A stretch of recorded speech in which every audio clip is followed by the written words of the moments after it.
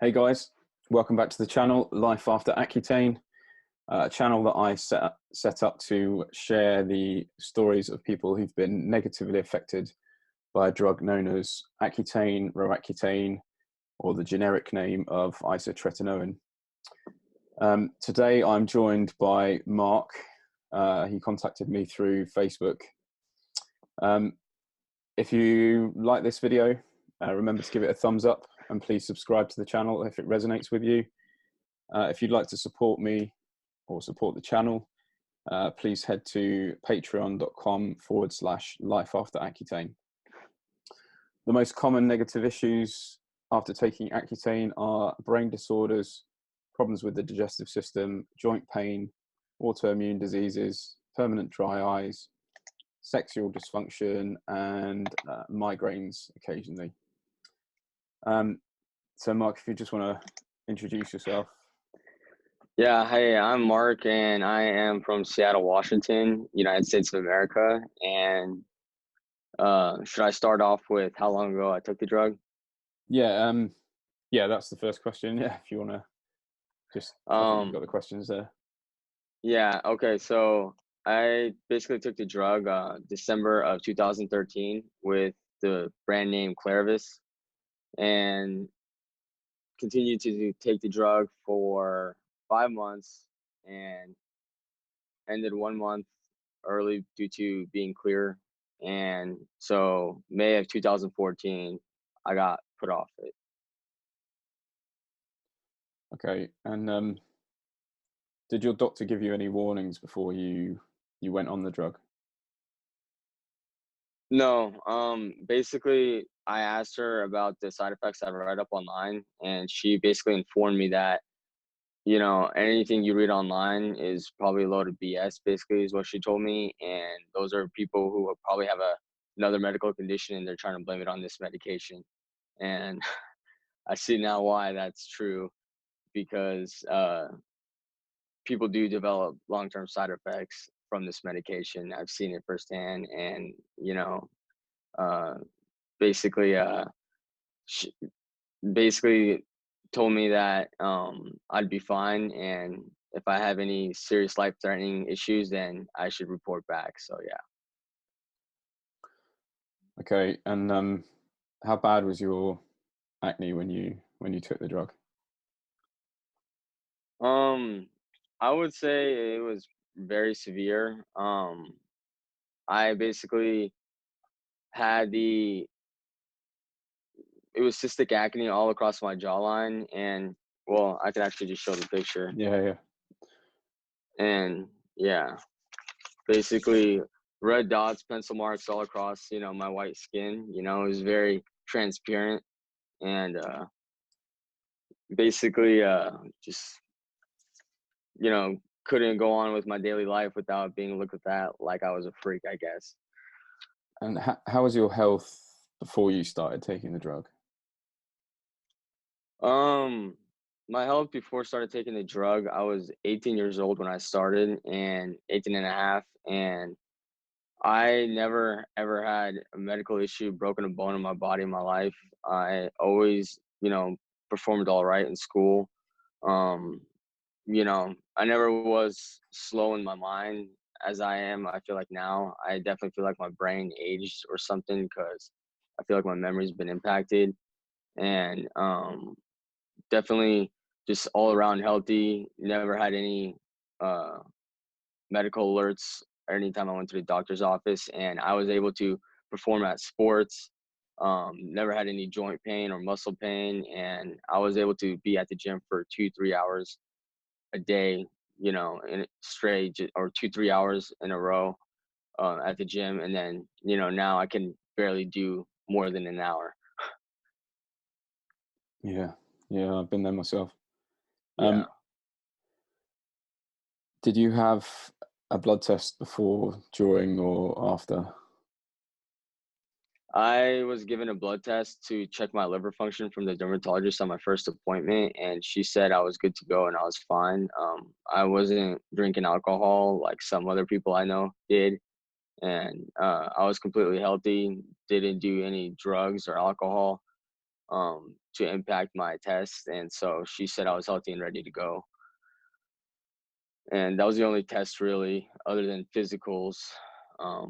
Never had to get any, MRI tests or anything severe, um, for my health before taking the Accutane. Does that make sense? Yeah.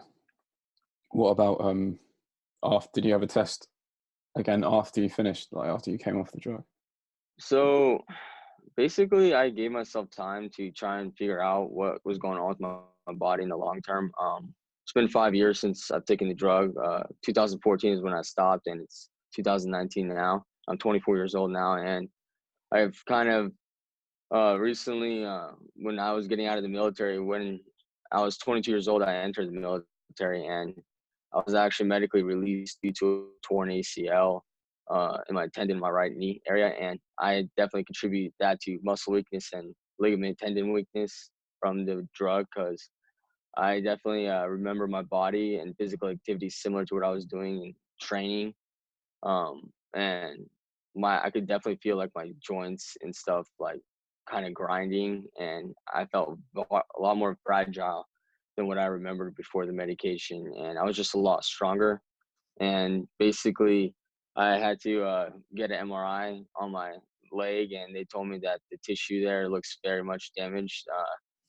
And basically, I try to inform my military doctor about my uh, history with Accutane, and he actually was the only doctor that ever acknowledged that I see actually a lot of my patients, because the military has a lot of personnel that have taken Accutane, and he has gotten a lot of reports that they think this drug contributed to their body weakness, and Mm.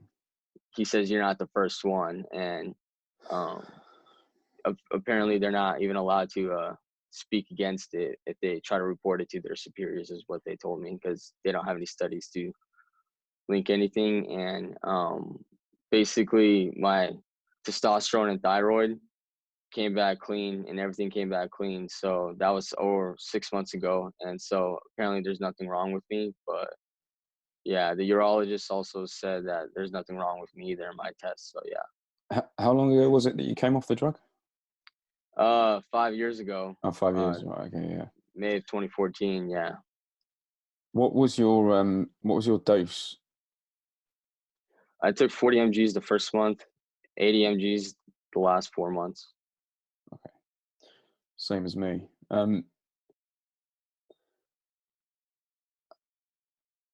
What side effects did you have while you were on the drug? The typical dry lips and dry skin. Eyes definitely felt very dry too. They were always red. Um, Felt like I couldn't put enough chapstick on, no matter what. And I think I took it during the winter time, which probably contributed to more dryness and back aches, muscle fatigue. Um, Basically, first month on it, I was in the bedroom with my girlfriend, trying to have a fun time, and my I couldn't get an erect penis, and basically that was the first time I noticed that I was starting to have these side effects happening to me, and that was the most noticeable one for I think any male. Um, and basically, I would sometimes wake up with brain fog. I noticed in months 2 or 3 and 4 and 5. And I definitely think that I suffered severe depression, and I did not ever have any crazy manic episode or psychosis. So some people had to come off the drug early because they had to go to the hospital or something, and that never happened to me. So that was it. That was the only sort of mental side effects that you had while you were on it. Just any Basically anxiety staying or in anything? high anxiety. Yeah. I basically had to quit one of my jobs because I was so tired to go in, and I was having a hard time paying attention because my body just felt so tired. And the fact that I couldn't perform and my coworkers would get frustrated, they, you know, I just felt like, hey, I'm just gonna go back home and continue to go to school. But then I left school because I couldn't keep up with my studies because I was so tired. I'd be in bed for like 15, 16 hours a day, to be honest. Did you tell them that you were taking this drug? Did you say that was the reason why, or did you even tie what was happening to the drug? Did I tell who? Like your colleagues, the people that you're working with, your co-workers. I told my coworkers, and they told me that if a drug like that is impacting me, that I should probably get off it. And um, you know, that was the common sense thing anyone would do. But when I went back to my dermatologist, they said that these are standard side effects, and that I need to continue to basically truck on, and it'll be worth it in the end. She told me when I have a clear face. It's crazy that your body gives you all these signals, and then you ignore Ignore everything them. and just keep pushing on. Yeah, It's sad, isn't it? yeah. Um, okay, and kind of irrelevant, but did it clear your acne? I mean, what do you think? Yeah, Oh yeah. yeah, it did. I used to have really bad back acne and chest acne, especially you know, when I started going to the gym at like 16, 17. That's when my acne really blew up, and it eliminated every single pimple on my body. But you did say that you also changed your diet, didn't you? Yeah, I as of recently, and after the medication, I when I stopped the medication, I was continuing to get acne, and I noticed after drinking milk or eating cereal or anything with milk in it, I would kind of get this flare on my face, as you could say. Like I could feel the allergic reaction, and I could see like the red bump growing, and it was probably an allergic reaction from the dairy. And I stopped drinking or eating dairy after that words, and I never got acne. And I understand that some people even get acne after they're done with treatment. And I think that if they change their diets, they for sure would not still get acne even after treatment. But it's if I would have just known to cut out dairy and sugars before taking Accutane, I think that I would have cleared up. Probably not as good as much as taking Accutane, but naturally it would have been better for my body. Yeah, as I said offline to you earlier, uh, adopting. Well, my acne came back after I took Accutane, and Right. then when I adopted a low carb paleo diet, so removing all grains, dairy, sugar, all those things that you've just mentioned, and like going really low carb, my skin Yeah. just cleared up. I do Hmm. I do still have some issues with my skin, but they're issues that I didn't have before I took Accutane. So it's actually issues that Yeah. are caused by the way that my gut has been left by Right. the Accutane. Um, okay, and then the big question: what happened after you finished?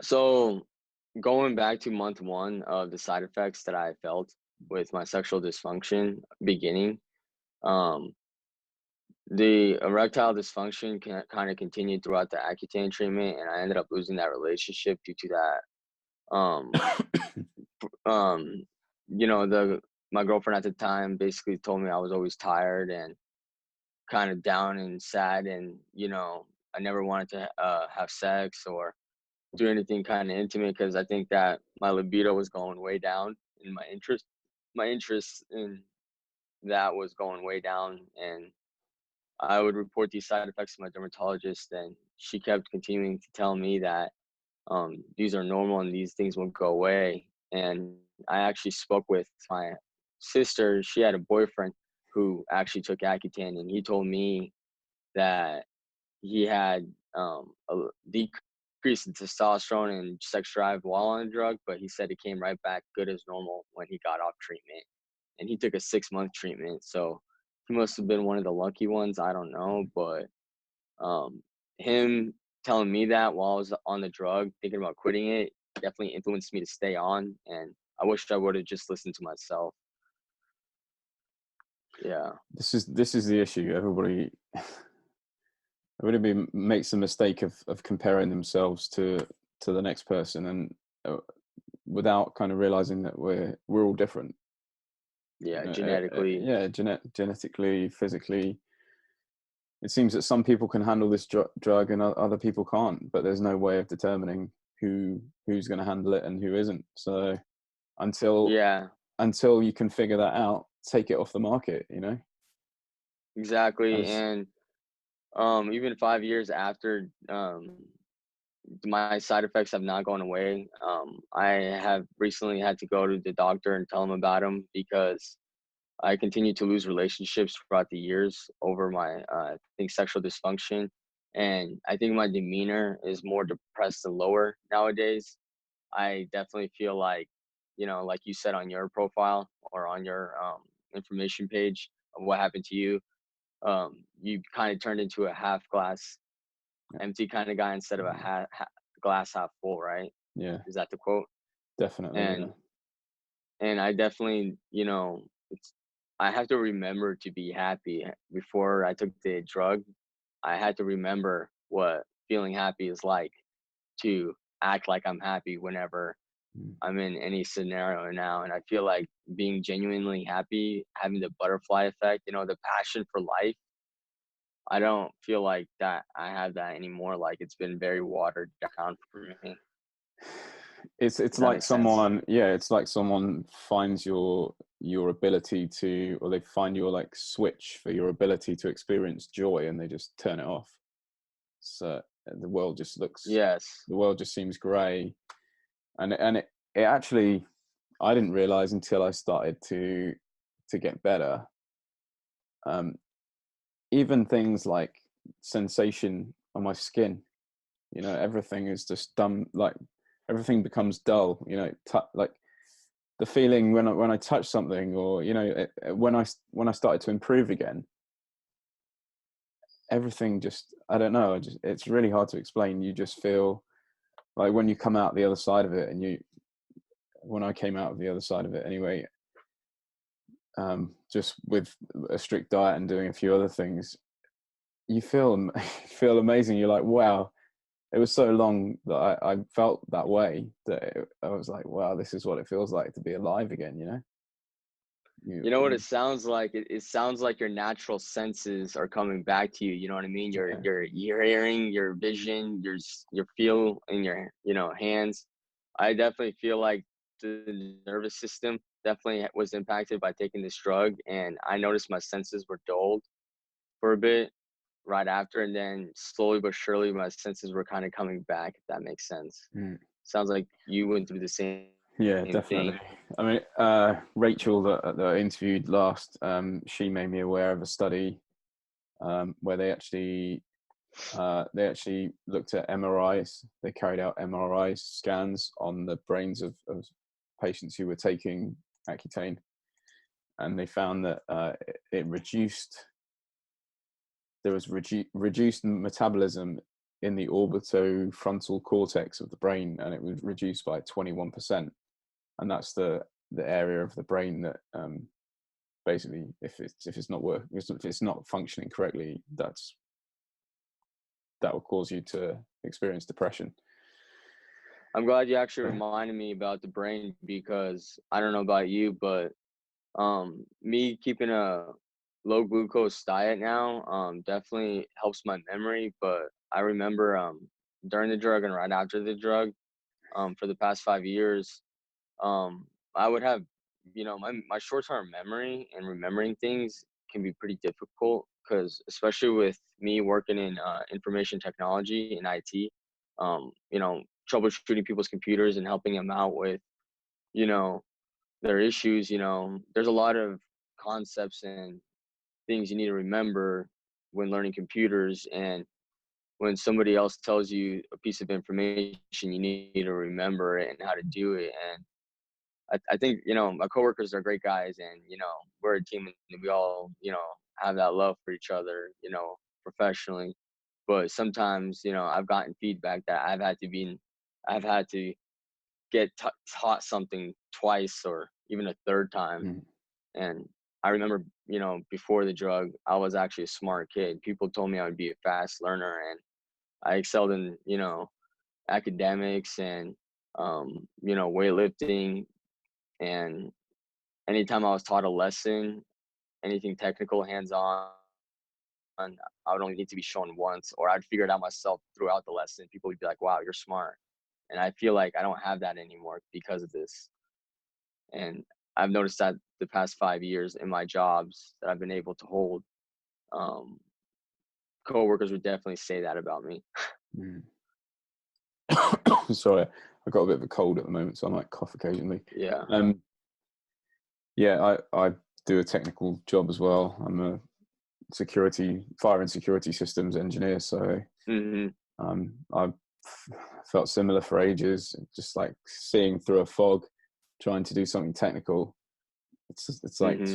I don't know, 3 maybe 4 times as difficult when you're in Um, right. And do you also, I have like these bags underneath my eyes. I don't know if you guys can see them right here. yeah, I can see like dark circles, and yeah, Yeah. I get the Um, puffy. Sometimes I still get it now. I get like a puffiness in my eyes, or right. my face. My whole face will Right. will be inflamed at times. Right.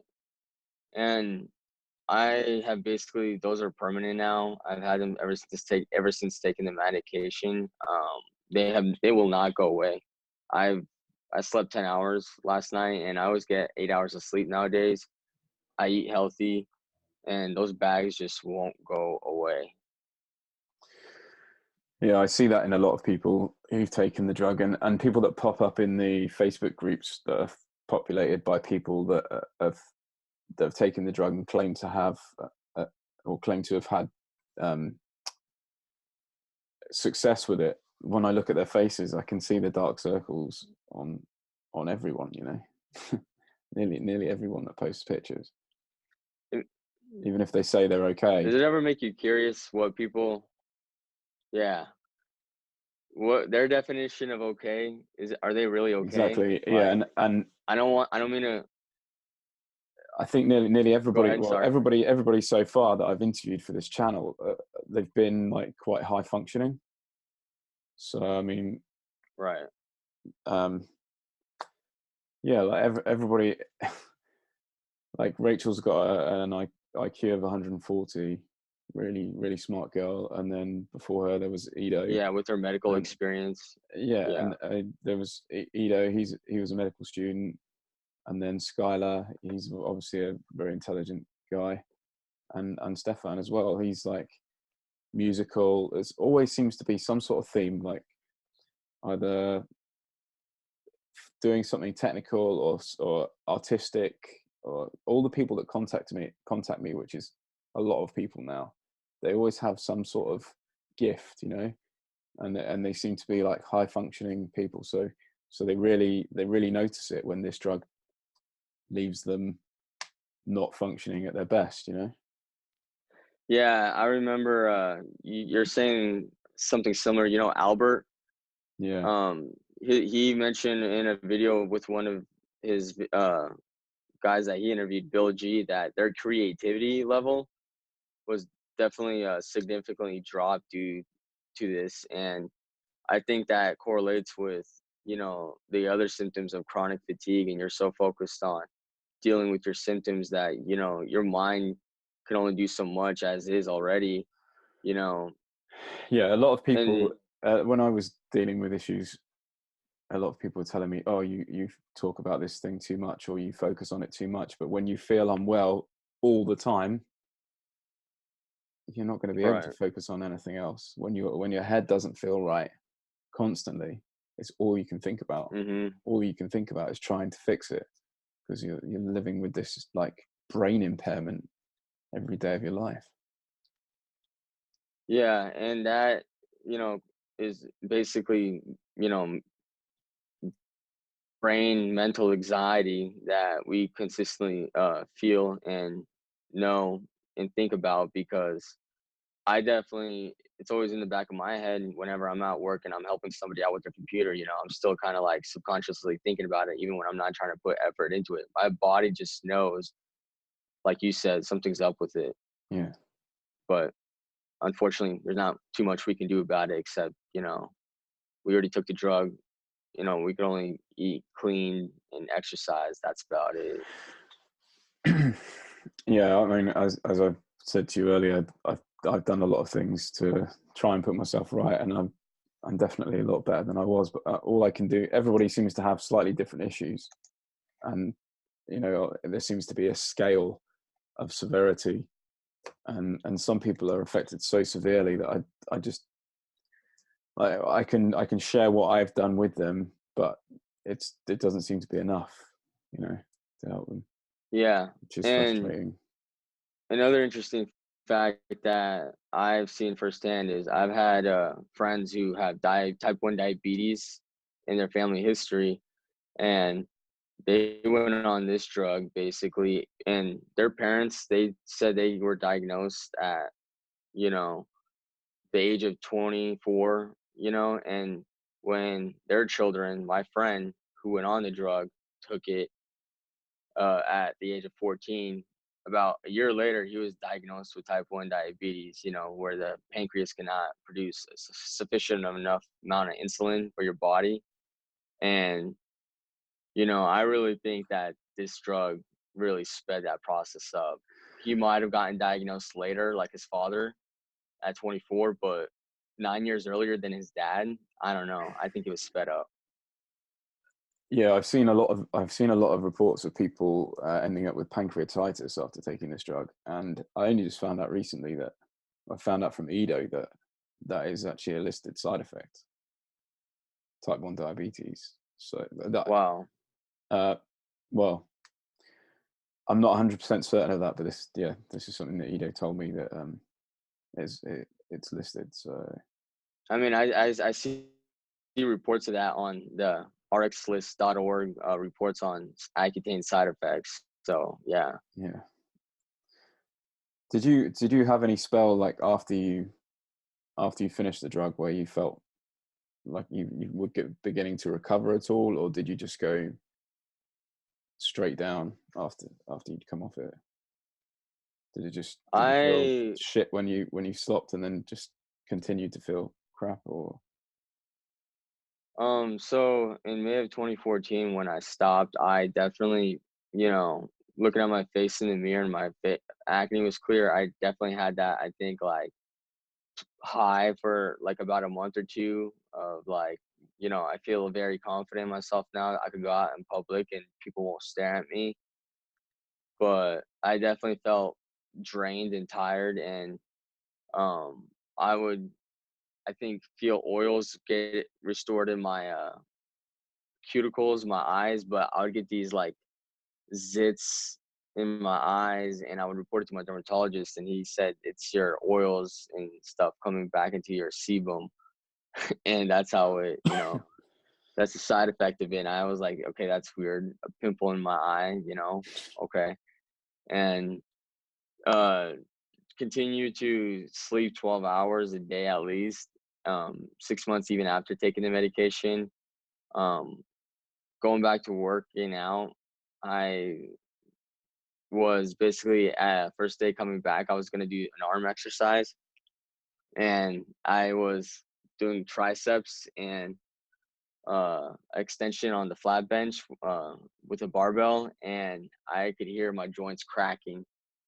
Does that make sense? yeah, yeah, Like they were so dry, and like there was no oil or any lubricant in my joint like I used to have, right? Like I was dried out, I felt like, and no matter how much I hydrated, I had chronic thirst. I couldn't quench my thirst, and I would not dare touch alcohol because my buddies would always try to convince me to drink. But I know that alcohol has this drying effect, kind of like where if you drink too much, you feel hungover. Um, I read up online that drinking during Accutane or immediately after treatment uh, could really have some negative side effects on your liver. So I stayed away. But I just continued to feel like crap, and um, couldn't really eat too much food. Just feel like I couldn't digest enough, and had some yellow diarrhea, IBS symptoms, and I'd hear stomach rumbling, especially after drinking dairy, and all these other little things. My sexual dysfunction wasn't getting any better either. Um, was reporting that to my dermatologist, and she continued to tell me that it'll come back, and it never did. So are you able to list all the issues you have now, or all the issues that you've experienced during the 5 years since you came off the medication? All right, chronic fatigue, sexual dysfunction, lack of appetite. I feel like I can't eat as much as I used to. Lack of energy, you know, to exercise, something I kind of just said, but focusing and thinking and giving my attention to something is actually quite difficult. I've noticed hyper focusing is like I really have to focus. Depression, anxiety, low mood, um, definitely. What other ones are there? Joint pain, tendons, weakness, um, and I would definitely say my back pain did not go away um, until like 6 months after taking the medication. And even then, trying to squat at the gym would also be hard for me. Um, I still get headaches, nausea, especially after if I go running. Um, and I think that's about it. And I've had suicidal ideation, unfortunately, and I think that's kind of common in people who are impacted negatively by this drug. So, Did you experience any hair loss? Or was your oh, hair been oh unaffected? Or yes, yeah, hair loss. I don't know. I mean, at 24, I think I'm doing okay. I have friends who are like going completely bald, but I definitely think I experienced hair thinning. Um, my I definitely remember having thicker hair, and basically, you know, my scalp whenever it gets wet, um, during and after Accutane treatment, I noticed it was like more see through, if that makes sense, mm. and definitely feel like my hair doesn't grow as fast as it used to, and hair breakage is definitely something I think, like when you're brushing your hair, more hairs go out. And I think it sped up hairline recession in me and a few other people that have taken it, especially I've known females who got alopecia symptoms where they were experiencing like up to 70% hair loss while they were on it. I had female friends at school that wouldn't show up, and I would say, "Hey, what's up?" And they would tell me their medication, Accutane. Later, I found out that they were taking was causing them hair loss too. So, seems common, right? Yeah, yeah. It's definitely a thing that I see commonly in the Accutane groups on Facebook. Yeah. Um, I know you've mentioned it already, and we don't have to go any deeper into the subject, but I've got the question here: has the drug affected your sex life? Is that still ongoing, or? Yeah, it's continually ongoing. I basically had to resort to, taking just like one pill of Viagra. Actually, you know, some people have to take two or three, from what I understand. But I need that little boost to be able to get me going, and I definitely feel like with that passion for women, especially when you see them in person, like I don't get the same reaction as I used to, if that makes sense. Yeah, I guess when I was at my worst, which was probably, I went on a gradual decline after I came off the drug, and I think it's difficult to put things on a timeline, but about maybe 2-3 years after the drug, I I kind of lost interest in sex because I just I think it's part of the whole, well, for me anyway, and it sounds like this could be the case for you, but when you're not well, when you're unwell, your body has a way of telling you that you're not fit to have a kid. You know, it's your body's way of telling you that you're not fit to be a father. If you know what I mean, in the nicest way possible. I know that sounds like a harsh thing to say, but it's just the reality of it, really. I mean, all these things are happening to your body. You've got this fatigue and stuff. You're not going to feel. It's dumbing down everything. Like Right. it's part of the big picture, really. I think it makes sense what you said about your body telling you you're not fit to be a father.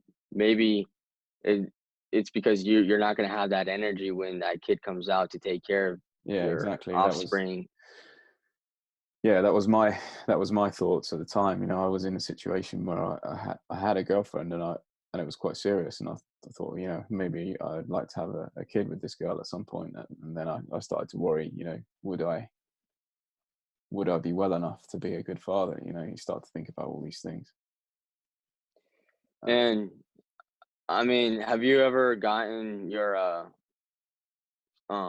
sperm tested? Because I've never gotten, I know it's a personal question, but I've never gotten that tested, but I do understand that some people go infertile because of this drug, and I was not surprised to hear that. But I have considered it, and there's somebody that I've been friends with for a long time. I won't say how I know him, but I've known him since I was a teenager. And when I started sharing on Facebook on my personal profile that I'd been affected by this drug, he actually started commenting, telling me that it had left him sterile. Like he took it and then wasn't able to have a child. So. And did you know that? I mean, you said that you guys knew each other in real life, or just a long time on? Well, I mean, we were neighbors, so. Oh wow! Yeah, we never discussed it though. Like he was a few years older than me, so. Okay, and I think I'd moved away from where I think we both moved, so we weren't living next to each other anymore. So he probably took it after he moved, and then I think I moved afterwards. So yeah, it's a bit crazy. But I'm from a small island, and there's only where I'm from. There's only 65,000 people, so you do see people again, and I saw him in different walks of life, and and we never talked about this thing until I put it on Facebook. Yeah. Once I saw the community and how many people were in the groups, Life After Accutane, like, in the thousands, I was shocked, and I knew I wasn't crazy. Because when you go to the doctor and they tell you, you're fine, but you're like, no, something's wrong. They treat you like you're crazy, and it's like, okay, I think you guys can't help me. So it's probably a good time to mention those groups. So there's 3 groups on Facebook now. Well, actually, there's 4. I see them, yeah. But there's the Accutane long-term side effects group, and then I can never remember exactly what the other one's called. The Accutane survivors, Roaccutane, Isotretinoin injuries and side effects, Life After Accutane. Your page. I've just in the last week or so I've set up a group, and called it Life After Accutane. Yeah, and I joined it.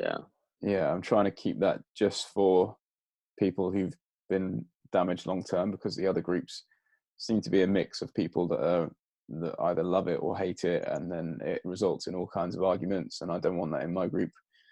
My group is all about managing the long-term issues and just like venting about the drug and people's experience on it, and then trying to find a way to move forward and sharing ideas about how to feel better and manage issues. Yeah, I saw that you already took care of people from those groups that are trying to be positive and ask for suggestions on your page that you made, and you removed them. So I was glad you did that. Yeah, I don't understand how that person got through, to be honest. I don't understand how she ended up being a member of the group, but yeah, she's gone. Yeah. You're being a good admin. At the moment, but I think if it attracts more members, it's gonna get difficult to moderate. I might have to enlist some helpers. I'll volunteer. Yeah. Okay. Cool. Okay. So where were we? Yeah. Where were we? Let's get back to the questions.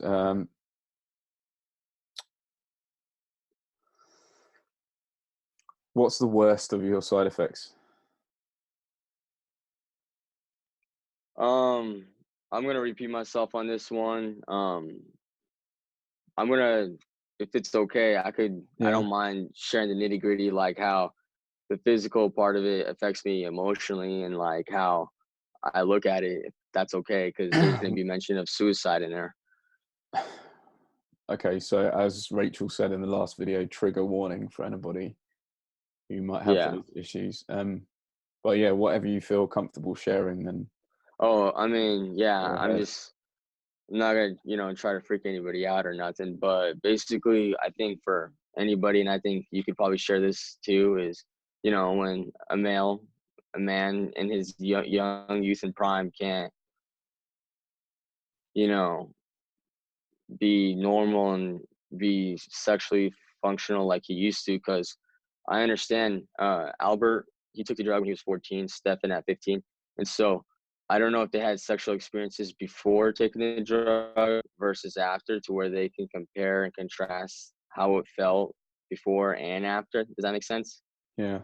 And I took the drug at 18, but I started getting sexually active at 16, 17, and 18, having lots of girlfriends. And basically, I knew how it felt, and it felt normal and good like it should.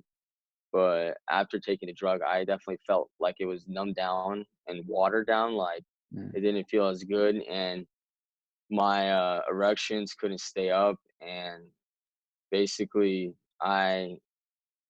people report of like not being able to get a full erection after masturbation, even goes down, and they can't make it stay up. That's probably been a common side effect that I've had and with others. And you know, dealing with that for the past 5 years now, and having the need for assistance with medication, um, really takes a toll on you and your mental, especially with your buddies, your mates telling you, all about their escapades and how much they're having fun. And, having, throughout my career, my school life, girls showing interest in me, and I've been experiencing that a lot lately, especially this last year or two, um, young people, trying to be young and live their life like they should, and I can't do a lot of those things, and I can't have that passion to be with a woman, no, like, and that affects me, my happiness. It all correlates with one another, and it's a cycle that I consistently go through. And um you know I've never actually had that openness to be able to you know tell a girl what's wrong with me, and there's a solution to it, but I've never gotten close with a female like that because I just don't really want to tell them, and I don't know how they'll react. But I don't know if you've had a similar experience like that. But Yeah, I was 29 when I took it, so I was on like, actually I was only on girlfriend number 3 at that point. in your life. Yeah, yeah. Okay. And I remember I was on it when we first met. I was actually Right. on the drug, and then towards the end of it, uh, I felt dead on my feet, and I was um, yeah, we had quite a lot of sex when we first met, and then gradually, as this stuff started taking a toll on my body, I lost interest, and I was going to sleep at like, I was in bed at 8 p.m. and falling asleep immediately, just whacked. And then See, she started becoming insecure. She was like getting really anxious because she thought that I wasn't interested in her. And then, then when I came off the drug, things definitely improved again. And then I think some people talk about this, and I think this happened to me. Like, it, sex drive, like maybe for a short time, increased, but then decreased again in a big way. Um, but it was like up and down all the time. It took a long time before I went through like maybe a 6-month spell of, just like you say, it lost its appeal and or enjoyment. When I was, I mean, I finished with that girl, um, like after like 2 years, and then I had another couple of girlfriends, and obviously the health problems I had really impacted on those relationships, like in a big way. Um, I tried to push on. I really tried to keep going to the gym and push against it, but I just felt like I was falling apart. I remember looking in the mirror and, not recognizing the person that was looking back at me and wondering what the hell was going on. And then the biggest thing that caused the problem in one of my relationships, like the next relationship that I went on to, was I was fine when we first met, me and that girl, and then as my health gradually deteriorated, I was telling her that I just didn't feel right, and she was saying to me, "We'll go and see a doctor. If you don't feel right, go see a doctor." So I'd go and see doctors and tell them what was wrong with me, and I was going back to the doctor that prescribed the medication, and I was telling him, "I think that drug has messed me up," and he was just saying, "No, there's no way. You're not on it anymore. It can't be causing you problems." So I'd go back to her and say, the doctors run some tests, or they run tests and find nothing. So I'd go back to her and tell him, doctor says I'm fine. There's nothing wrong with me. And it was like, that happened so many times. I feel like shit. Right. Okay. Go to the doctor. I'd go to the doctor. Doctor would say I'm fine. So the more I did that, the more she began to think that it was all in my head, and that I was weak and pathetic. And I felt weak and pathetic myself. So gradually, it really knocks your confidence to the point where you feel worthless. When you went to the doctor, did you take a testosterone and thyroid tests, like any tests indicating about your hormone levels and how you're feeling? They did. Yeah, they. I think I was with girlfriend number 3 by that point. Yeah. They tested my testosterone, but they never tested my free testosterone. What? Yeah, yeah.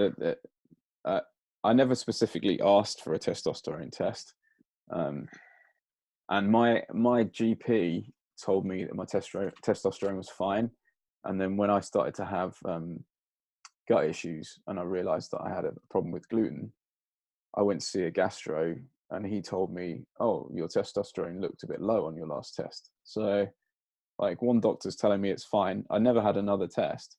One doctor told me the results of the test were fine. The other, and actually, funnily enough, that was the doctor that prescribed the medication. And then this gastroenterologist is telling me that my testosterone's low. So it all seems to be like open to their interpretation of what's low and what isn't. And then yeah, when I really hit rock bottom, I had a thyroid test done, but it was, again, it wasn't a full thyroid panel. It was just TSH, and my TSH was high, which showed that my thyroid was underperforming. But they never did any further tests. They just left me for a month and then tested my TSH again, and my TSH was normal. So that was when, at that point, when I've had the first test and they found that my TSH was high, I'd been like going round and round in circles because they're telling me it's not the drug, it's something else. And then we're trying to find some other reason why I was feeling so shit. And then when I found out that I had a problem with my thyroid, I thought, okay, right, I'll just go on thyroid medication. All these problems will go away, and that will be, I'll be good for the rest of my life. And when I had another test a month later and it was normal, everything was up in the air again. I didn't know what was going on. So that was when I ditched the doctors and started playing around with my diet and took gluten out of my diet, felt 50% better. And then I went back and I demanded that I was tested for celiac with a biopsy. So I had cameras top and bottom, saw a gastroenterologist, he put cameras top and bottom, found nothing. And then I was just told to go away and deal with it myself. Diagnosed with IBS and chronic fatigue syndrome. And then I had to walk my own path after that. Yeah. It seems that doctors won't really help you unless you shout in their face.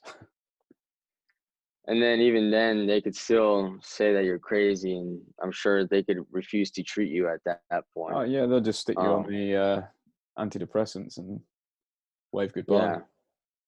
And then that's funny too, because I've noticed people who are diagnosed with that, and then they get put on antidepressants, which can cause post-SSRI syndrome, which can further your sexual dysfunction even worse if you're a previous isotretinoin user.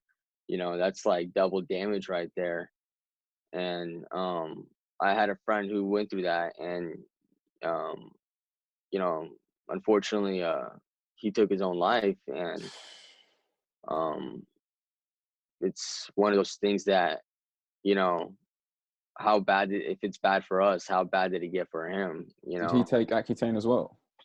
Yes, he did Right. actually a 6-month treatment. And then with what you just said, how the doctors kind of ignore the physical side effects and just, you know, they prescribed him with antidepressants, and he went downhill from there. He didn't live for more than like, I think 3 years after that.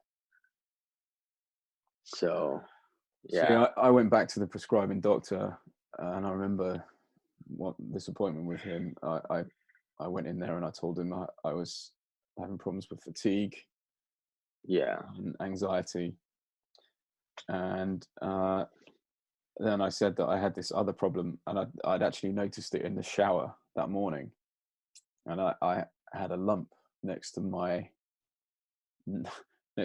rectum, anus, whatever you want to call it. Doesn't It's not really a glamorous thing to talk about, but I thought it was just, I Yeah. actually thought it might be acne. So I went in there and I said, look, I've got fatigue, anxiety, and I've got this other problem that I'd like you to have a look at. And he said to me, you're not supposed to save things up. You can't come here and hit me with all these things at the same time.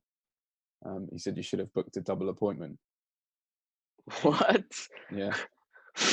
So he went through all the like standard questions for like anxiety and depression to determine, you know, Yeah. my state of mind. And then he said, okay, well, I better have a look at this other thing.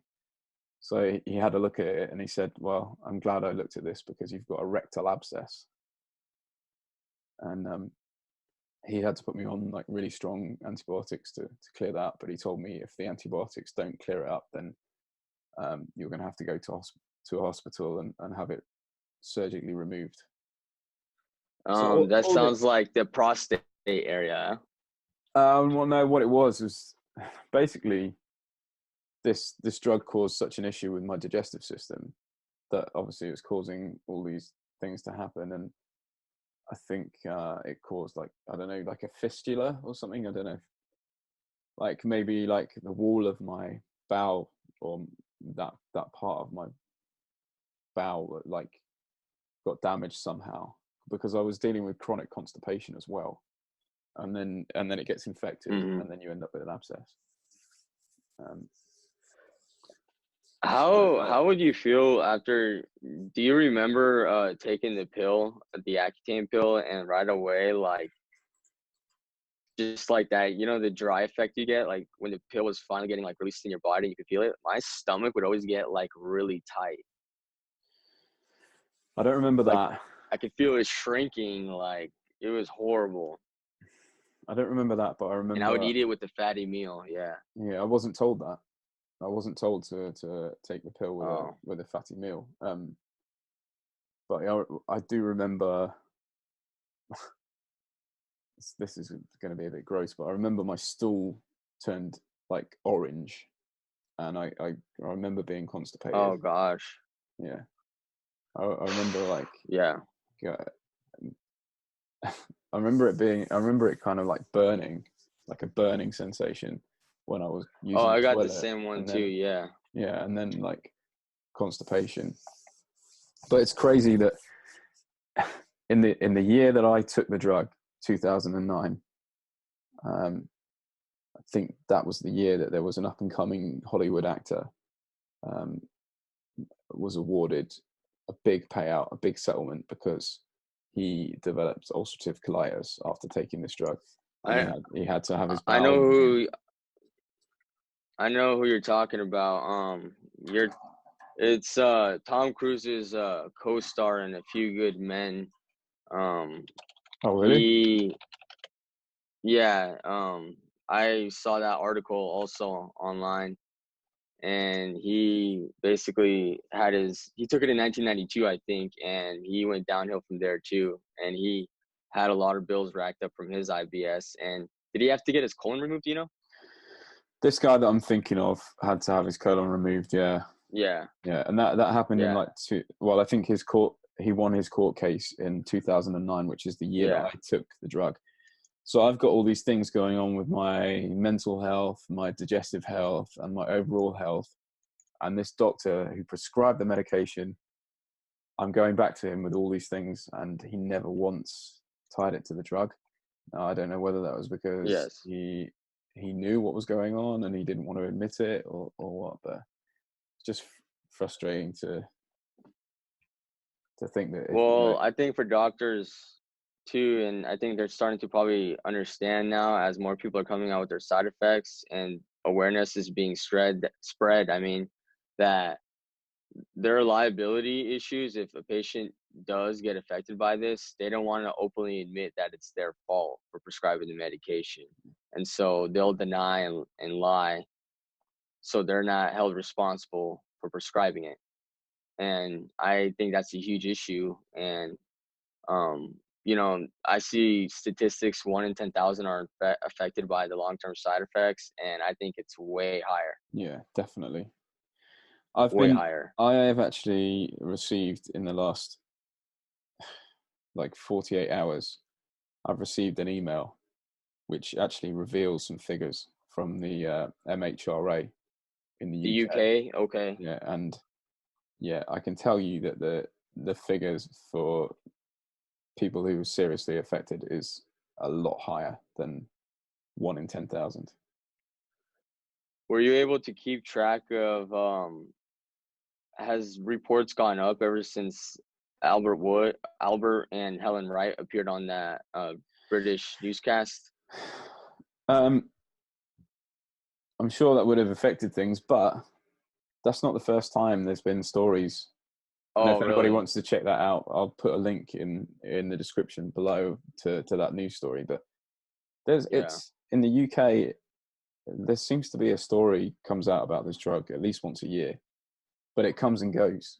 Like you'll see something about it. There was even a documentary which Stefan was part of. I saw that Yeah, one. it's Yeah. called "Dying for Clear Skin," and they're actually talking Yeah. about a lad that took his own life, and his parents think I think if I remember correctly, and sorry if I get this wrong to his parents, but I think it was that he was having sexual issues that Yeah. like Yeah. I remember that. really affected his Um, mental health.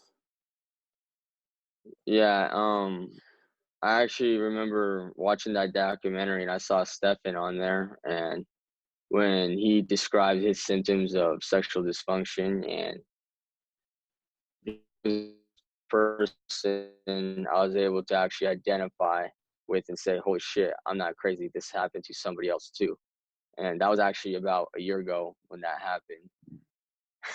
And I recently was linking the Accutane long-term side effects throughout the years to what happened with me and taking the drug. I linked my health to the Accutane, but I thought I would get better and recover. And I would definitely say, since my body is already naturally aging, I'm probably getting worse. Um, Nothing Look, has gotten better. as I've said in previous interviews, the way this drug works, it's meant to affect you permanently. Yeah, Like yeah, that's the mechanism of the drug. It's I think people ask me, is there anything that they can do to reverse their issues? And I think it's more about finding ways to manage things. So doing everything that you can to optimize your overall health. So like I focus on, I went looking for people who had reversed similar type issues. So people who reversed like autoimmune type issues. So people like Terry Walls, she's a like well-known, I think she's a professor. She had MS, and she was the proper diagnosis, or the proper term for chronic fatigue syndrome is ME, and it's like the two things they do have similarities, and I try to like improve my mitochondrial function with like an ancestral diet and getting enough sleep, exposing myself to sunlight, and not exposing myself to too much artificial light, all those kinds of things, all the kind of like biohacking type things that you can do. Sorry, you mentioned exercise too, or did you say exercise too as well? Exercise definitely helps, but that's something that I fail on. But I mean, my job's quite physical. I'm on my feet all day, so that helps. Yeah, it sounds like, what you want to promote is better cell regeneration, like you said, to manage your symptoms.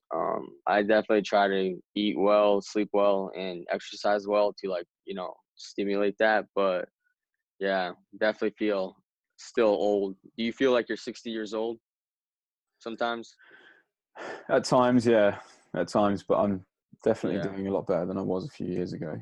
But there's so many things that I've done. Yeah. I even went to the extent of doing fecal transplants. Went to a clinic in the UK and spent £6,000 on 30 fecal transplants, and that definitely helped the fatigue. But it didn't solve the IBS. I was really hoping that it would, but it seems like the cause of the IBS might be higher up, like the liver or gallbladder. Yeah. Maybe a lack of bile, or some sort of gallbladder dysfunction, or maybe a lack of enzymes, digestive enzymes. So I take digestive enzymes every time I eat. They seem to really help. It's a digestive enzyme with ox bile. So that seems to help. But I take probiotic as well, and digestive enzymes, and I do omega-3s, and make sure I like to put a couple of tablespoons of olive oil. I use that too because I think it helps out with like the joint lubrication, hopefully, is what my logic is. Yeah, I eat ketogenic all the time now, so get all my energy from fats. A very, very low carb diet, and also when you're eating fats a lot, it helps with bile production and keeping things moving through your gallbladder. How does drinking impact you? Because I definitely think that my liver has gotten more damaged than it should be, and my tolerance for alcohol has definitely decreased noticeably after taking the drug. I remember I started drinking when I was about 13, 14, and always being told at high school get-togethers and social parties I was basically told I could drink more than them. That was because afterwards I'd get drunk off of like 2 or 3 beers, and my tolerance just went way down, and I could work a good tolerance on the way up now, but I don't drink anymore. I just can't take it like I used to, I guess. My liver definitely feels like it's gonna fail if I continue so.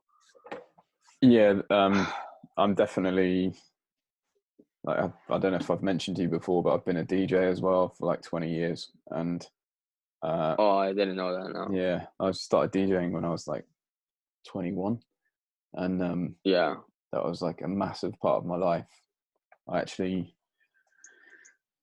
In the couple of years after taking, I think it was like a year after taking Accutane, I played alongside Calvin Harris. I don't know if you've heard of him. Yeah, yeah, oh yeah, oh Yeah. yeah. Yeah, he came to the island that I live on, and I DJ'd with him, or like DJ'd the set before he played, and Yeah. a few other big names from the UK. I used to run my own night, and I had like quite a few big name DJs come and DJ there, and I was really doing quite well with that, and this whole thing just destroyed that for me as well. You know, But I did want to. Oh, go ahead. Sorry. yeah, I discovered that I was a bit of a lightweight when I'd become a bit of a lightweight when I was DJing, because I used to get free alcohol, and yeah, there was one night, I think I mentioned it in one of the other videos, but there was one night when I was DJing and I had like half the amount of alcohol that I would normally have, maybe less.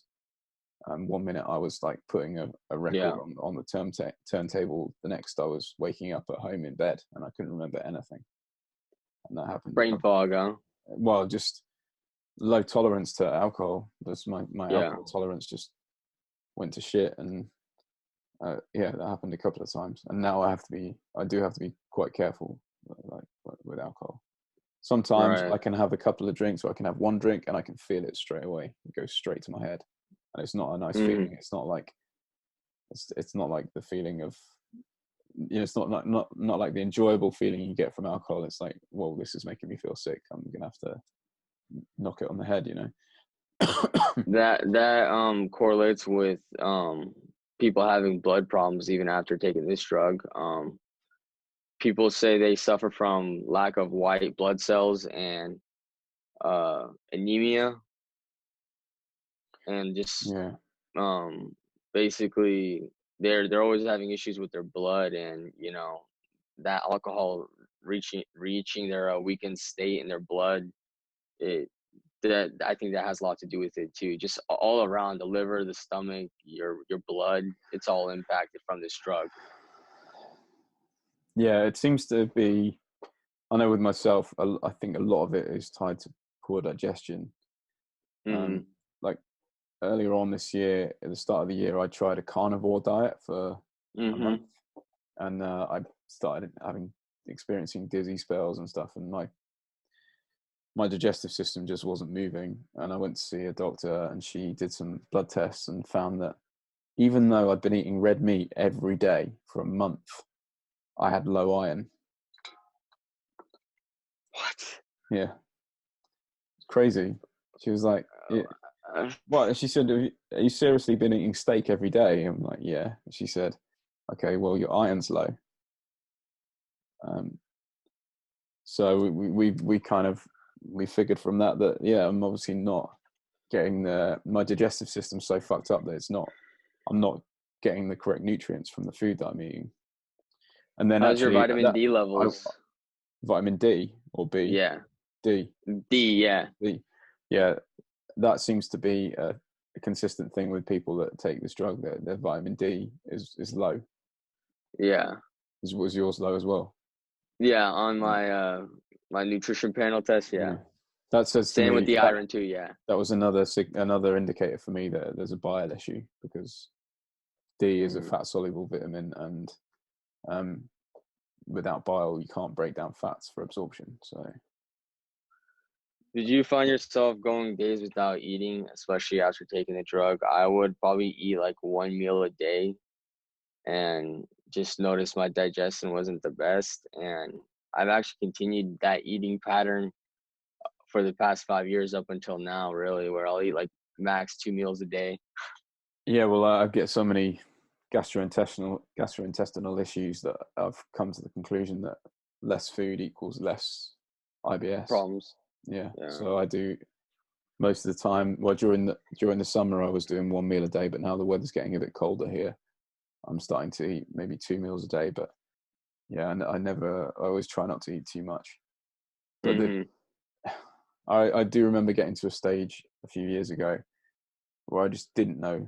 I was so confused about what I could and couldn't eat. I just stopped eating, because I was like, I remember saying to the girlfriend I was with at the time, I just don't know what to eat anymore. And just, everything I ate would just churn around in my gut, and I just felt like I had a low level like stomach infection all the time.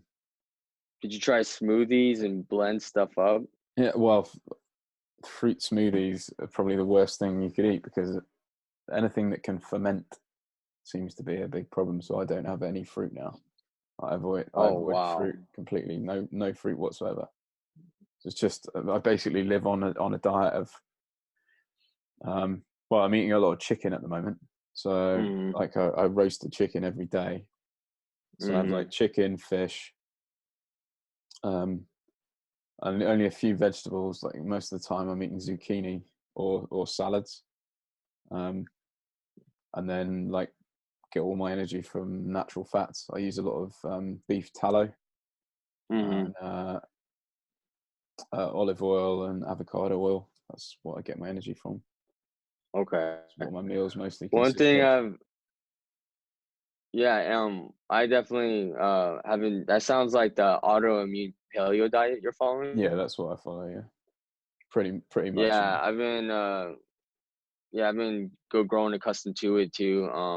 It's just challenging with the shopping list, but also one thing I do that supports my digestive health and being able to poop properly is running at least a mile per day for me.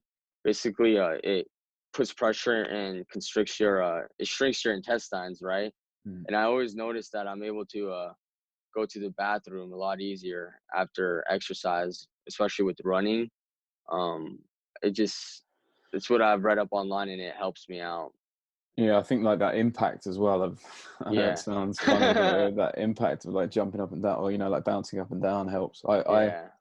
I was using like the little trampolines, the like rebounding trampolines. Yeah. I had one of those for a Yeah. while. I used to like do 20 minutes on that every morning. Did that seriously help? Uh, well, really, one of the reasons I started doing that was to like, because I heard that it was good for getting your lymph fluid.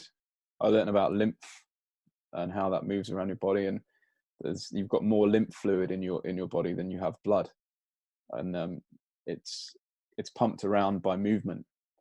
So if you don't exercise, then that lymph fluid just sits there and doesn't get moved around your body, and rebounding on a trampoline really helps with that. So that was Okay. my main focus. So yeah, the running probably helps with that as well. Any exercise would help with that. Mm-hmm. Also, another thing that I should probably mention, I think I've mentioned this on other videos, I've done quite a few liver flushes. With liver flushes, the farthest I've ever taken that was a liver detoxifier, really from GNC. I basically they would come in a bottle, and it was like a 2-time use, and I would drink first half, the first half of the day, and then the second half of the day. But then I'd really also do the prune juice liver flush, Mm. where I don't know if you clear out your colon and all that, it helps flush out like your toxic liver enzymes or whatever. But I definitely have never looked too deep into it. What about you? Well, I've done 7, I think, like proper liver flushes. So what you do is you drink uh, Epsom salts. Like Uh, you're supposed to. I've done enemas and stuff as well. mm, Actually, I've done it. I did a couple of. I'm not ashamed to say that I did a couple of enemas this week, because I felt like my skin wasn't great and things weren't moving properly in my digestive system. So I just did a couple of water enemas just to get things moving. yeah. But yeah, this process, there's a guy who's written a book on the whole process. His name's Andreas Moritz. He's actually dead now, but there's some stuff in the book that isn't quite science as well. It's a bit of an understatement, really. It's not really. It's definitely not written by a scientist. I'll put it that way. But it's good if you want to like learn the proper process for the flush. So I'm not. I should say a little disclaimer in here. I'm not a doctor, so you do this at your own risk. But Yeah, you're supposed to like either drink apple juice for a week or take malic acid. Mm-hmm. I lost you there for a second. My mom called me, my bad. Oh, sorry. Okay. Yeah. Yeah. You either like drink apple juice for a week or take malic acid, and it's supposed to soften anything that might be sitting in your gallbladder or liver. And then, yeah, on the day of the flush, you drink Epsom salts. Yeah. You drink these two lots of Epsom salts, and then you do like an enema to clear the path, make sure there's nothing in there that could like Yeah. stop the flow of whatever flows out of your liver and gallbladder. And then at Yeah. like 10 p.m. you basically chug a whole load of olive oil mixed with either grapefruit juice or lemon juice, and basically that forces your gallbladder to contract and pump out a load of bile, so it takes all the toxic bile out of your gallbladder, and then you go to sleep. Right. And then like 6 o'clock the following morning you drink Epsom salts again, and then again at like 8 o'clock, and yeah, basically by that point you're on the toilet for like half a day, and then you feel wiped out for a couple of days, and then it takes like a week or two for your bile to recharge and get back to normal. Is that a treatment usually for chronic constipation as well? It definitely seemed to help my constipation. Yeah, helping to Okay. like get the bile flowing again. But it's not something that you can Yeah, just. It's not something I you can just had do once. You have to like do a series of them. yeah, I have a friend who needs to resort to that too because of his chronic constipation, and he's actually a former Accutane user as well. So How many people have taken this drug, and how many people are dealing with these issues and not tying them to the drug? It's just crazy. well, the fact that a lot of people are actually ignorant, I'm reading up online that some people don't link it until 10, 20 years later Yeah, through the forum comments. And I knew right away when I started feeling the symptoms, and I just hoped time would heal me, but it didn't as much as I thought it would. And the underreported side effects of, ED and sexual dysfunction, I think it should be way higher on the reported statistics, because not a lot of people want to come forth and admit that they're having those issues. But we're trying to save people from taking this, and I think it's kind of our duty to let people know why you shouldn't take this drug, in my opinion. yeah, Um, yeah. Well, that's the whole reason I've started this channel, because yeah, there's so many. I have so many emails and messages from people that have said that they read my story and they feel like they're reading their own story, but what they're telling me isn't getting out there. And yeah, I'm not. I took the time to sit down and write my story. I wrote like nearly 4,000 words, but that was right, only because I was encouraged to by a journalist that I met who had a right, website, and she said, "If you write your story, I'll put it on my website." She was from the States actually, uh, and then yeah, right. a UK journalist picked up on it, and she wrote my story in like on an online like news outlet and stuff. And Yeah, people have seen me through that. I think she told me in the first day that it was online, it was seen by 35,000 people, and in the first week that it was online, I was getting emails from all over the world, from yeah. people all over the place. I mean, So and all over the world, but how many people since then have taken this drug? thousands, And it's, thousands. I think, millions Mm. worldwide. Oh yeah, for sure. Yeah, Yeah, yeah. Everybody knows someone who's taken it. that's how common it is. Yes. Everyone knows several people who've taken it. Yeah. Um, okay, let's try and get back to the questions and see if we've covered everything. Um, oh yeah, have you ever reported your side effects? So reporting my side effects, I saw recently from what you guys shared on the MHRA yellow cards app that you Yeah. suggested to install. I went on that link and reported my symptoms. You know, the MHRA, which is the UK, Britain, but then I went to Yeah. the FDA, which is the United States, is MHRA basically, and I reported my symptoms to them, and um, both both organizations actually submitted my official medical documents to. I gave them the best report I can possible, Mm. and you know, I guess this is part of me reporting these side effects. Um, and are we asking if I've reported the side effects to my doctors as well, or have Um, we kind of covered that? no, I don't think you mentioned like whether you'd reported it to the doctors or not. What did they So, say? I mean, I'll actually finish off. I'll include, you know, with the suicide and depression of my sexual dysfunction of Okay.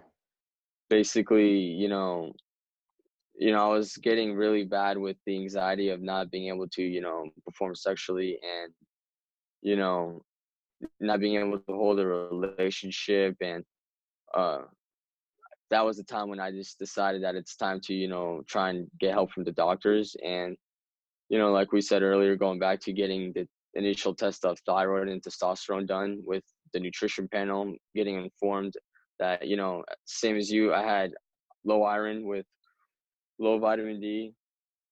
And my doctor basically said that, you're reporting to me symptoms of my multiple sclerosis patients. And I know you mentioned MS earlier. And I said, yeah, that's practically how I feel, Mm. because I also have ED like MS patients do too, and I think I have nerve damage or something's wrong with me. And I really think that the nervous system really gets impacted by this drug somehow, some way, right? And we continued to go back and forth, and she eventually told me to go see the urologist with help. And the urologists, they basically say the same thing, that there's no link to Accutane and erectile dysfunction in any studies. And it seems like, you guys had a problem with the UK doctors denying it, but I think there's no awareness about it in the United States as much. And I've only had one doctor who was a military doctor acknowledge what was wrong with me, and that was back 2 years ago. And I continued to get no help, and just basically got turned away from the medical facilities, telling me that it's all in my head and I need to go seek out counseling. Yeah. Yeah, great advice. And Yeah. the reason why the military doctor picked up on it is probably because he's all about human optimization. He wants you to be performing at your best, and he's probably Well, there's a he must be noticing patterns. He's seeing so many people that are telling him they've taken this drug, and Well, yeah, I mean, there's a lot of male military personnel, but he also told me that there's the female equivalent of the sexual dysfunction, where he'll have female military members report to him that they can't get, they're dry down there, yeah, even when they're trying to get aroused, and they have to resort to, you know, the use of lube and all that, because they naturally can't produce their own fluids, and it's unfortunate. And he said that I'm getting, um, probably at least once a month, someone linking something to Accutane with me. And he's been there for about 15 years at that facility when I was there about 2 years ago. And he said that he's had a lot of people, he can't count how many have mentioned the use of Accutane contributing to their health and their injuries. And so, yeah, only one doctor. yeah. I've mentioned it to so many doctors, and not many take it on board. But they don't even know about this drug. Like some doctors that I speak to have never even heard of it, which seems ridiculous. But the doctors that I have, there's two doctors I saw. One of them, I won't mention like much about him, but he just told me, Tom, there's no way I'd ever prescribe that drug. It's just not something I would risk. And Yeah. I was seeing a doctor as well who has a special interest in like chronic fatigue syndrome and ME, and she told me when I mentioned it, and I said I don't think it should be prescribed anymore. She said, well, all I can say is we take an oath, which is above all, do no harm. And she said that drug's just he's got too many risks associated with it. But there's not that many doctors that think like that. You know, my dermatologist played it down like nothing was going to happen to me and I was going to be just fine.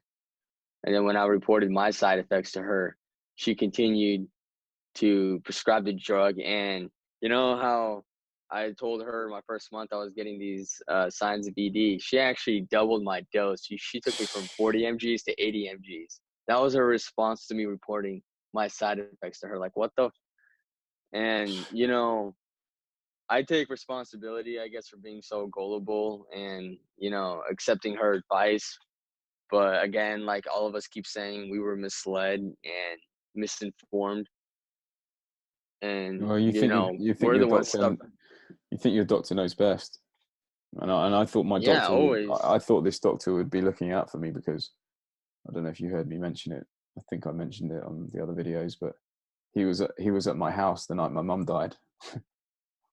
I Oh, lost my okay. mum to a brain tumor when I was 23. She was 53, and Wow. the doctor that prescribed the medication to me was at my house that night, and then he came back like 2-3 days after she died and knocked on the door, and I answered the door, and he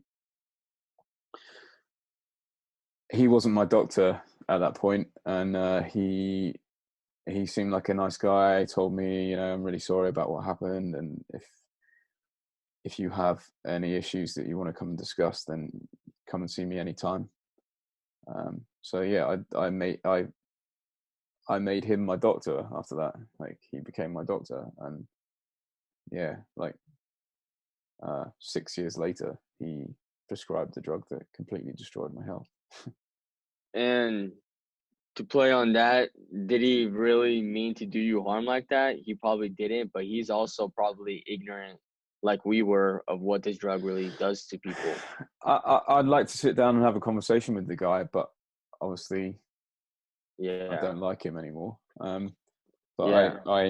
when I wrote my full story, I printed it out and I took it to his office, or I took it to the surgery that his office is within, and I put it in an envelope and I marked it for his attention. And I hand wrote on the top of it. I think it was eight years at that point. I wrote, thanks for the last 8 years. They've been educational. And I said, don't do this to anybody else. So I don't know if he's probably still prescribing it. He probably thinks I'm crazy.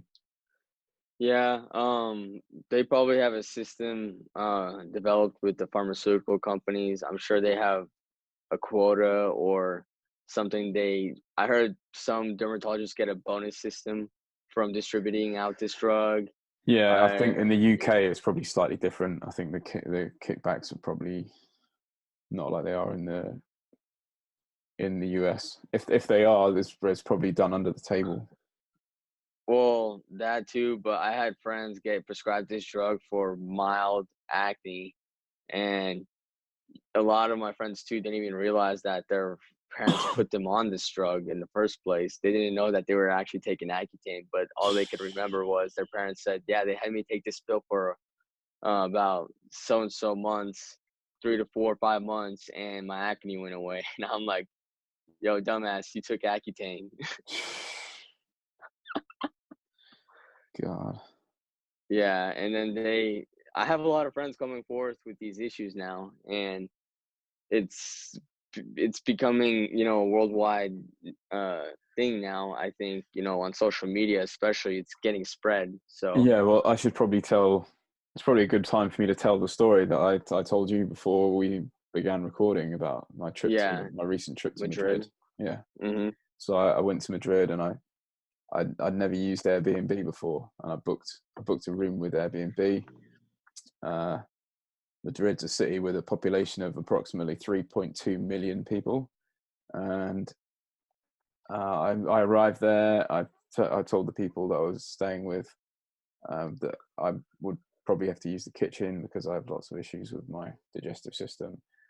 And then when I went deeper, I told them that I took an acne medication, and and then turned out my host, the girl that I was staying with, she had migraines, problems with her digestive system, and permanent dry eyes, so dry that she can't wear contact lenses anymore.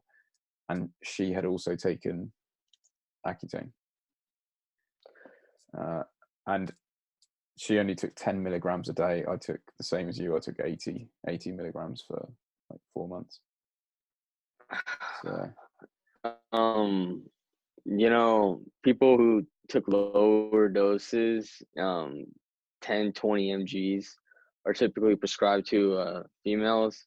And, you know, I noticed males get the 40 to 80, depending on the acne severity also. And, you know, just 10 you know, like we said with that post-finasteride earlier, that guy took one pill and he said he felt nervous tingling all across his body. And then he started feeling his long-term side effects, like similar to what we have. It only takes a low dose, 10 mgs, to feel the symptoms, you know. And should probably mention at this point, actually, we said about the reporting. I'll put a link in the description below. I'll put links to where you can go to report your side effects, and also there's an app on the App Store. I think on the iPhone, it's probably available on Android as well, for the MHRA yellow card. System. Yeah. It's really, really, really important that people do that if they've had these issues. We need to. The more people report these things, the more serious the MHRA and governing bodies are going to actually take. You know, they're more likely to take these issues on board. Yeah, take action and deal with it. Hopefully, you would think so. I think we've covered a lot of things. Have you ever done any stool testing? No, I have not. Okay. And have you any other tests that show like abnormalities? I think you mentioned about your blood test with like vitamin D and vitamin D, and so on my testosterone scale, they have on the scale, which I think is a very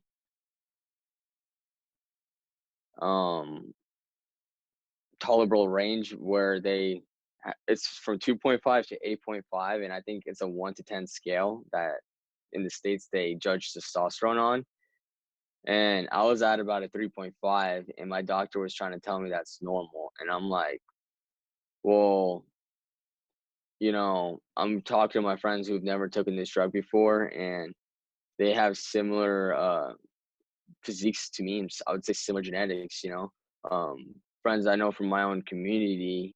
Basically, I have cousins who have similar stature to me, same, you know, height and weight. And I asked them if they could go get their testosterone tested. And, you know, these are my uncles, my brother, my dad's brother's sons. So I think it's kind of the most accurate way I can tell if something's wrong with me. And it was all consistent across the board, where two of my cousins came back to me and they said I had like about a 5.5 normal, and both of them were that level, and I'm at a 3.5. So I definitely think impacting the testosterone, yes, it impacted it. I wish I had, very much so. I wish I had like a full test of everything before I went on this drug, because then you know, if you can look back, if you can refer back to that, then you know that that's your normal. Those figures from before you went on the drug, that's your normal, not some bullshit normal figure that they pull from somewhere, like some normal range. Like, you want to know what your normal is, you know, and you want to get back to your normal. Okay. What are you doing to manage your manage or cope with your current condition? Is there anything that helps? Um, I think I developed IBS issues like you did, where I have a certain tolerance to glucose, and I now have to cut out high sugar content. And if I ever drink like anything like with soda or an energy drink or anything like that, I'll stick with sugar free.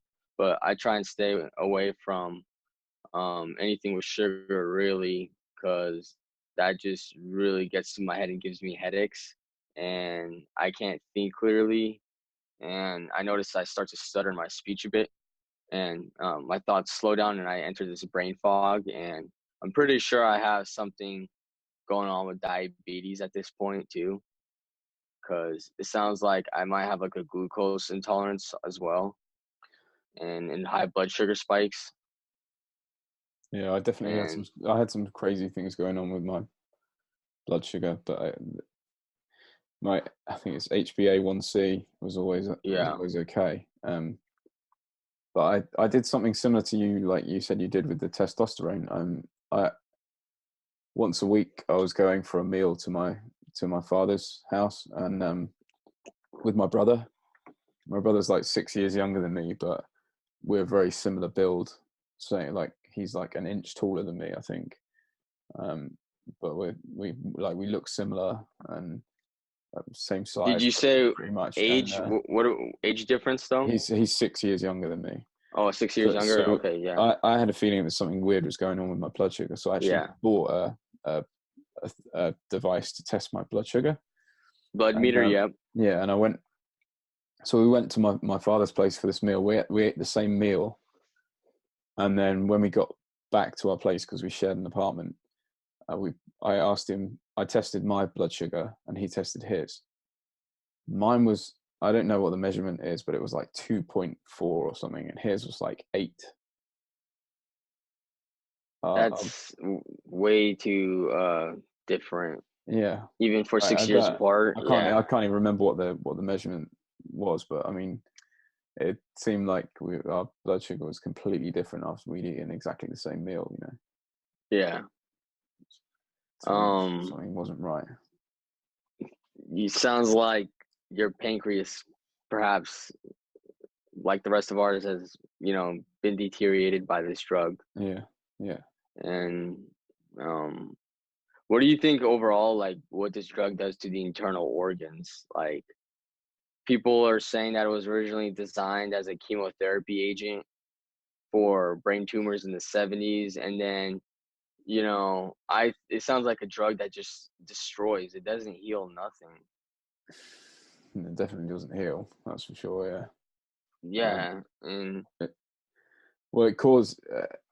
I think it causes cell death, or well, that's obviously why they use it for cancer. Like at high doses, it causes cell death. and why does it? Do you know the facts on why people say it changes your DNA?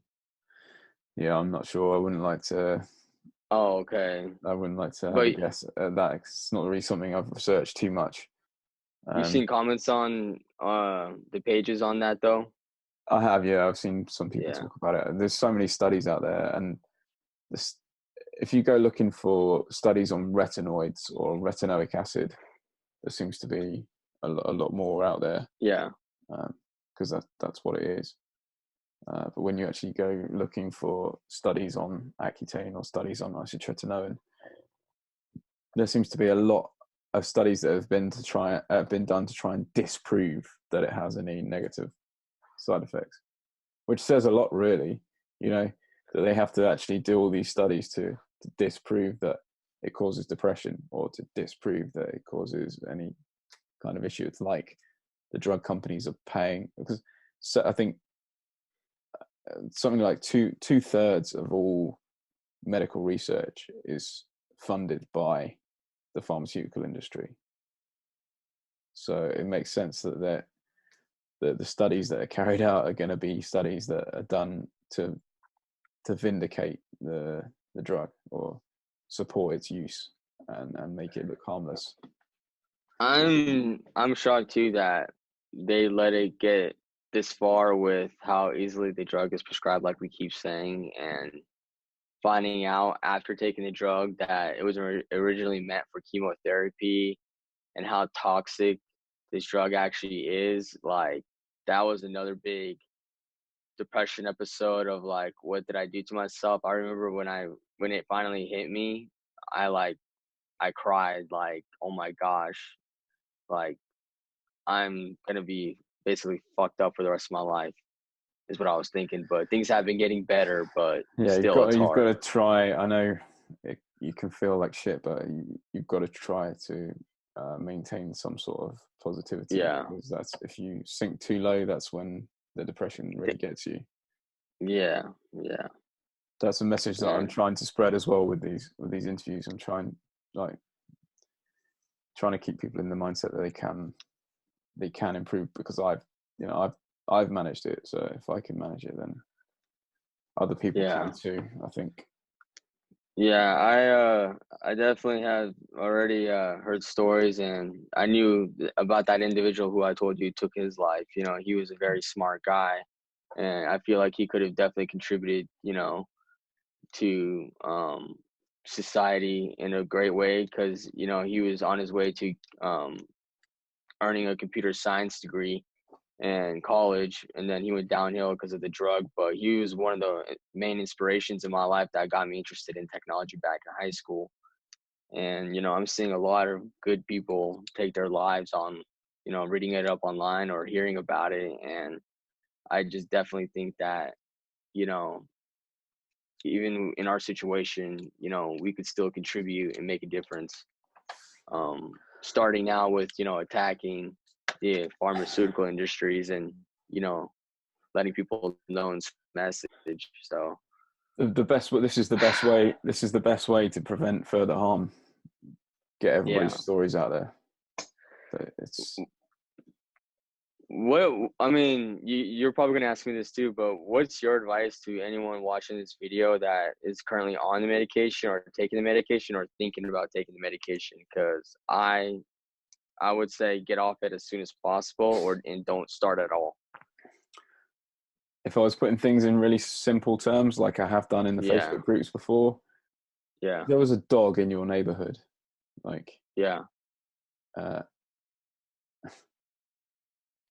and okay, so people have said, well, there's not many people get harmed by this drug, or um, I took it and I was fine, or they say that it can go either way, and you shouldn't put people off it because not everybody gets harmed by it.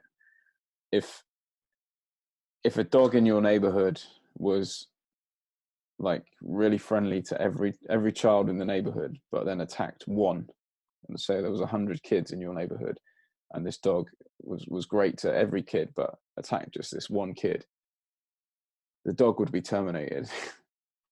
yeah, There wouldn't be any questions asked. The dog would be terminated. And yeah. I think the same logic should be applied to this drug. If it affects one person, then that's one too many.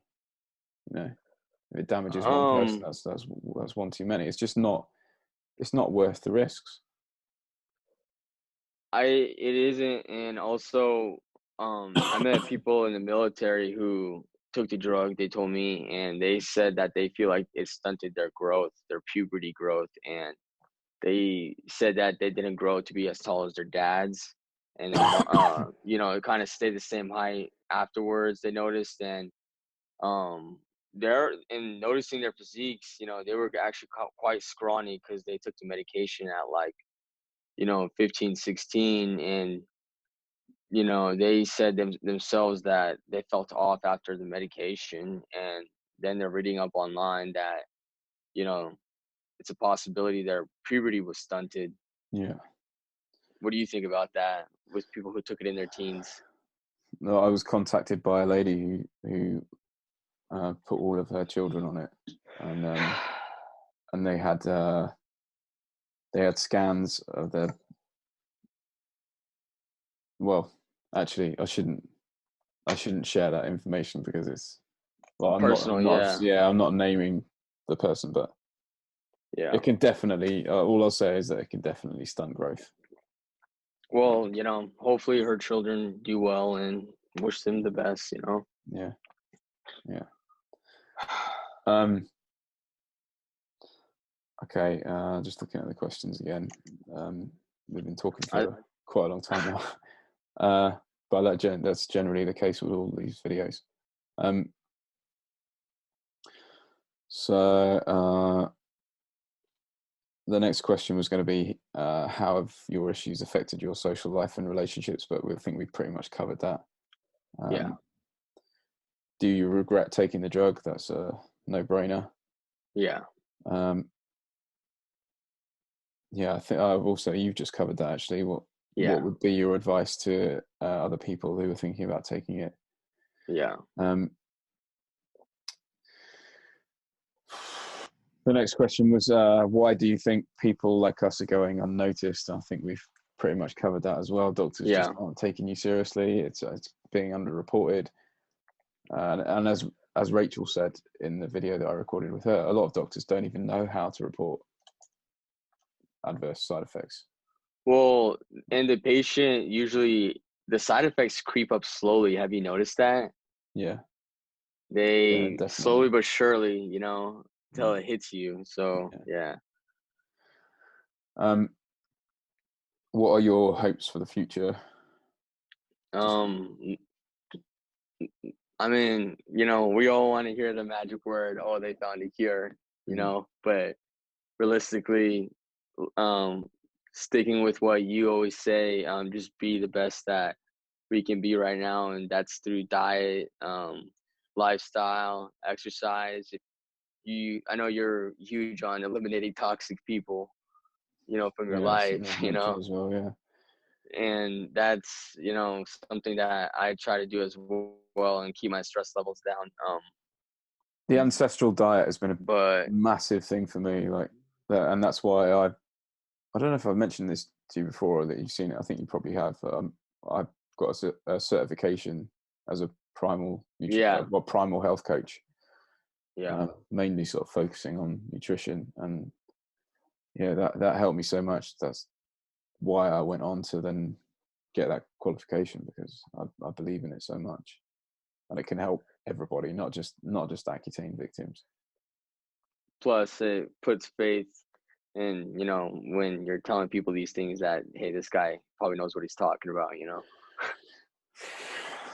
Yeah, well, I'm not. I wouldn't be selling something to people if it didn't work for me, Yeah.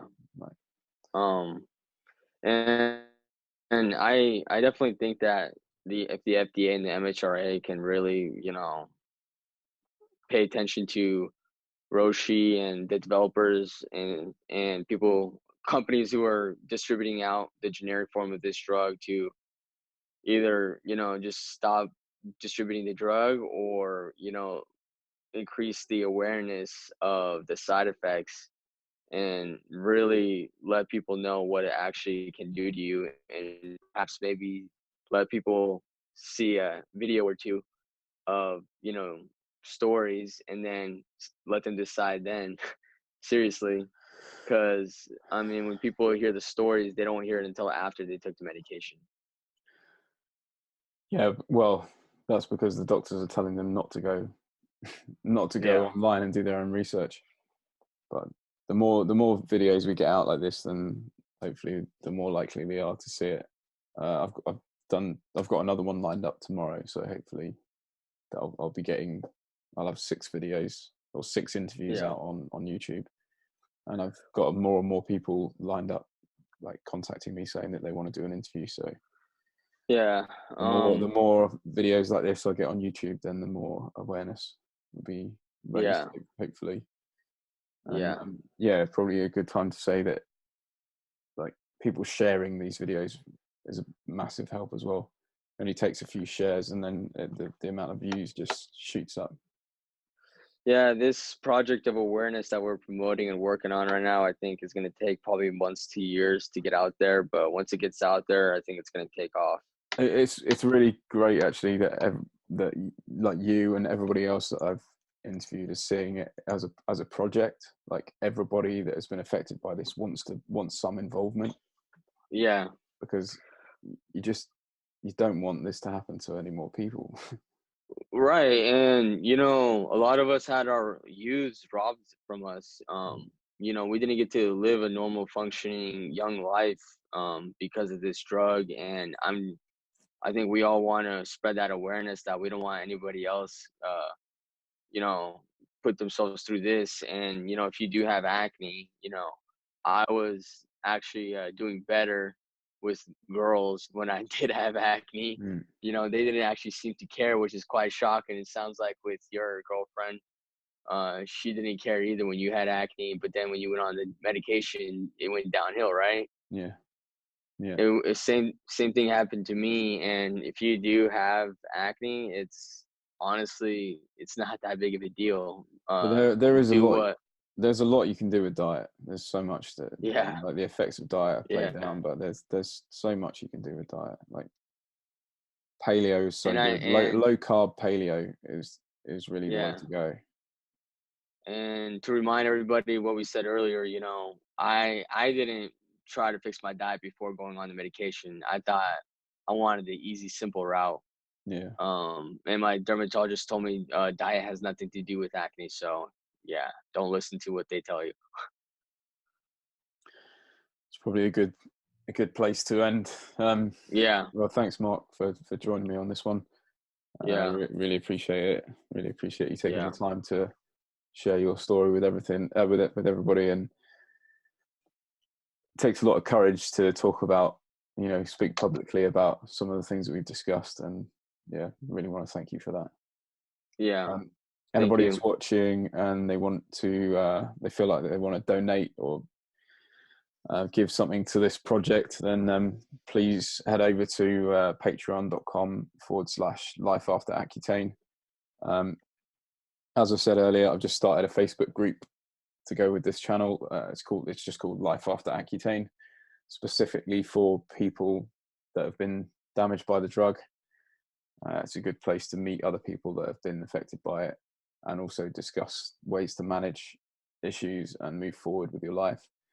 Yeah, And yeah, I've in the last couple of days, I've just started a Twitter account, which is at After Accutane, and an Instagram account which is at Accutane Afterlife.